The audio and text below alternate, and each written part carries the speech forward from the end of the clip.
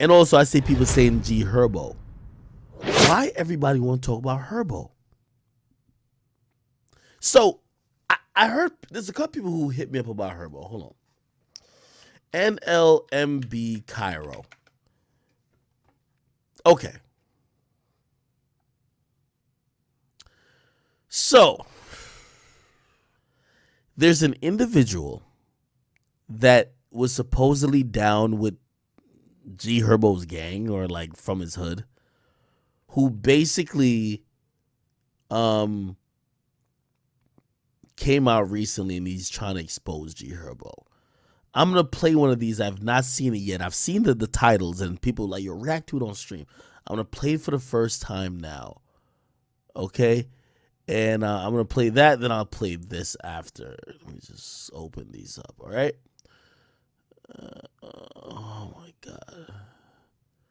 I want y'all to always tell him, I want y'all to tell me, as we watch these, is this nigga telling the truth or is he salty? I don't know who this guy is, but his name is NoLimit Cairo. Let's watch this shit. Yo, what's the word? It's your boy 16. If you like the content on this channel, I want to ask you to like, comment, and subscribe. And don't forget to click. You know, that's still in the trenches type shit that he reached out to and tried to put him on a label or put him in situations as far as music. In 2018, heard say, man, I got the 150 Dream Team label. I'm finna sign like 3-4 of y'all. He was trying to sign Lil 40. You know, you probably know him. His rap name, Lil 40, that's one of the guys. Crazy James, J Dot, my nigga Hollow. And some more miscellaneous motherfuckers he had on the label. But it was only like 4-5 of the guys he was trying to sign. He gigged folding them up. Yeah, I'm finna sign y'all to the label. Ooh. Folding them ready. We in the trenches hungry. Not even we. They in the trenches hungry. But I'm hungry too. But I'm just speaking on their behalf. Folding them hungry. Now, nigga who up all these hundreds of thousands, M's, whatever. You tell a nigga like that, some shit like that, who got $0, or you know, a couple thousand to their name. You banking on this shit like, damn, we finna get signed, bro, finna do some righteous shit. Folks reneged on the guys, never signed them. Got them doing all type of weird shit, like wishing, trying to see is he still finna do the shit, don't do the shit. Weird shit, folks. Like, I don't salute that type of shit, folks. Okay. You know, these niggas kind of speak a little bit like, they speak a different fucking language, the language of the fucking illiterate. I guess he's trying to say that Lil Herb, aka Gherbo, he was down with him, and Gherbo gets on, promises him and a few other people that he's gonna sign him, doesn't, right? I gotta stop it from time to time because sometimes you're gonna get lost in the hieroglyphics these niggas talking about. Okay, let's keep hearing it. Like, he made them niggas like real life, like somebody was trying to sign Lil 40, another lady was trying to sign Lil 40, he called her like, you know, like, what up, folks? Somebody trying to sign me. Hey man, don't sign that shit. Wait on me. Still ain't came to get a shorty. You know, like he never came, for he sold for them a dream. I don't know what he did if he wanted the motherfuckers to stick around him, stick with him. Like, I don't know if he called himself playing chess, like doing rapper goofy shit, just trying to have motherfuckers around him who he thinks some muscle. I don't know what niggas be doing. I just can only assume. I know that shit wacky though. So, you know, how does that feel? Like, does that feel like shit was down there fake the whole time type shit or being used? Yeah, that shit'll make a motherfucker feel used, so. Like, there shouldn't be no hidden agendas with the guys, so like, I can't go, you know, I can't go get a motherfucker. I'd be wrong if I go get a young nigga that's younger than me saying, you know, I'm finna go on this suicide mission, but I'm finna go get one of these young niggas that's younger than me and let him get out the car and shoot first or some shit. I can't do no shit like that because it's like, that's having a hidden agenda. Like, I know I'm damn near end up getting killed, but I'm finna let Shorty catch these bullets. I'm finna let him do all this. All that shit hidden agendas, for like you shouldn't have no hidden agendas behind your homies for everything should be genuine. Like you shouldn't come get a nigga for some shit you want another nigga to do or yourself to do.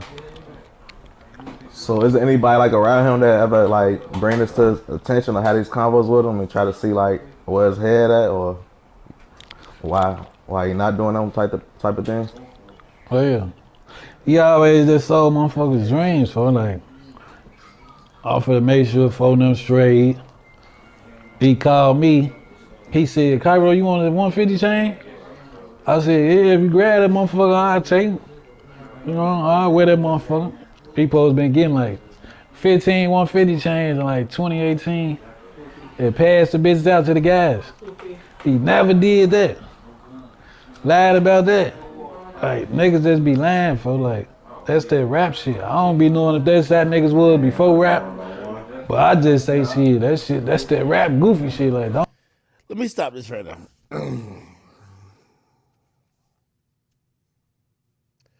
You know, I always watch when people have like a million people with them.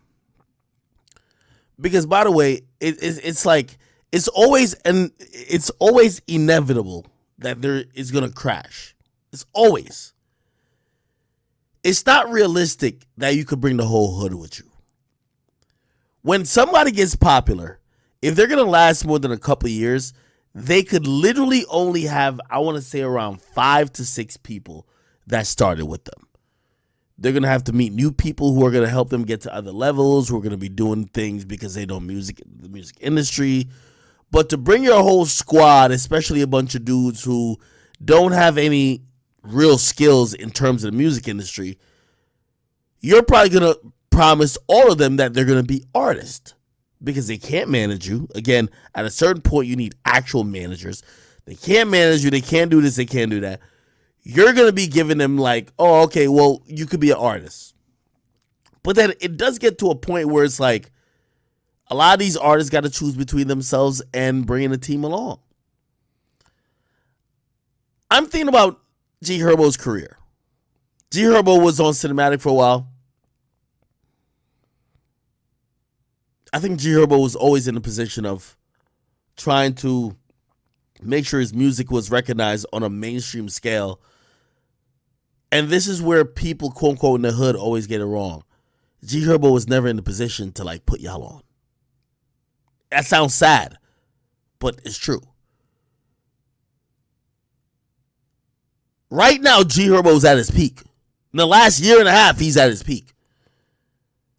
G Herbo in 2018, what could he do for you? G Herbo was lucky to be signed. Just being realistic. Whoever he signed to, they're rocking with him. But here's the thing about, like, you know, when a lot of these artists rely on this hood cosign, and this is where I look at Dirk. Yo, I watched the interview with Dirk. Well, I didn't watch the whole thing, but what the pieces I seen with Dirk and Wallow and Gilly, man, Dirk gets it though. Dirk realizes before he makes $1 million, he got to pay 25 bails. He got to get 15 motherfuckers on their feet. He got to hit off 10 families with some bread before he makes $1 million for himself. And I think he accepts that. And in reality, if you're a street rapper, you got to accept it.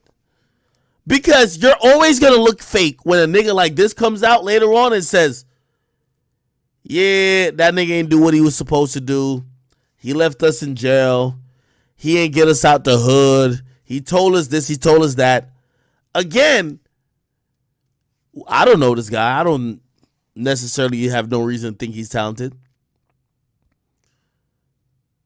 But nobody would care about his story if he's not coming out talking about G Herbo. So even little things. Yo, he promised us chains. He never got us chains. It's exposing the whole rapper image. Like, you know, all these rappers be like, yo, with my niggas from the hood, fuck this. You get to realize, like, And by the way, this is no knock on Gherbo, bro. Like, niggas really got bills. I don't know what year this was, but does Gherbo got money to pay for his family shit, his shit, and for all these homies just to have chains? Don't sell me no dream. I wasn't thinking about no chain before you even asked me about that motherfucker. I was living like it. Let my shit that go day by day. I feel like this gonna shock a lot of people because, like, he one of my favorite rappers, and that's down there, like, the reason, like, the image type shit, the shit that I seen and believe type shit, like, so hearing this down there kind of, man, that shit kind of be fucked up for me. That shit shock a lot of niggas, for like, every nigga who rapping, not rapping what they living for. Like, it's niggas from New Orleans not rapping what they living. It's a nigga from every state not rapping what they living. But we grew up on this shit. Like, it's niggas growing up under her right now. Like, oh, listen to Gherbo. He a gangster. Bro, bro ain't rapping what he living, or he ain't no goofy though. Like, he not no. I won't say he no lame. Let a nigga whoop him, or he won't clap a motherfucker if they play with him. Like, he ain't never did that shit. He'll whoop a motherfucker. Like, bro, from my shit. Everybody from my shit ain't no goofy. Everybody did gangster shit and all shit. I ain't gonna take shit from him like he just old soft. Everybody whoop a motherfucker. Everybody defend themselves and clap a nigga. But he not rapping what he living for. Rapping what you living is, doing shit for your homies. I'm bond folks in the mountain. Ooh. Then folks them get a bond. Man, we need folks short 5,000 on this bond. Motherfucker saying goofy shit. Fuck you get locked up for. Man, I ain't finna keep helping y'all that. You ain't even help a motherfucker not once. You ain't even paid for no niggas bonds enough to be a millionaire talking about you ain't helping a nigga. That shit sound wacky. That's interesting. But I get it. That's what, for all these gangster rappers that come with it. It do come with that. You gotta pay some bonds. You gotta put some work in. I get it. I don't think this guy's being entitled with thinking that. Somebody say he sounds jealous.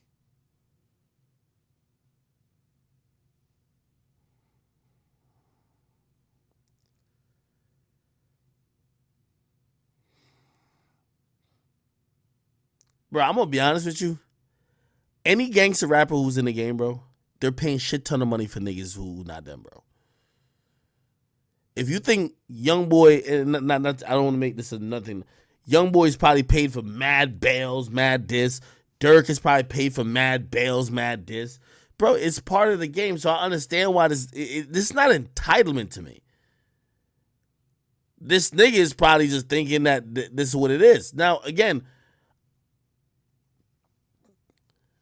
let's go back to Dirk talking $1 million worth of game. Dirk was talking about how he was fucked up. Sometimes you don't even know if sometimes niggas could afford this shit. But here's the thing, too. It's like even with 6ix9ine. Man, they would come in 6ix9ine like, yo, the big homie in jail, we need this for that. We need this for bail. We need this for that. Yeah, nigga. You are, and I guess this is what, all these like gangster rappers, they never want to admit this trade. Yo, you claiming this gang, you claiming this life. We are part of it. We're toting every day. Cops pulling us over. Cops harassing us. We're going to jail. We doing shit. We getting locked up behind it. Yes, nigga, you're going to have to fund us getting out of jail. If you want us to let you keep sounding like the gangster. That's what it sounded like. If you want to keep sounding like the gangster on records, because you're not doing all the things you're rapping about. If you want to keep sounding like the gangster, you got to make sure we all keep getting out of jail. That's a trade.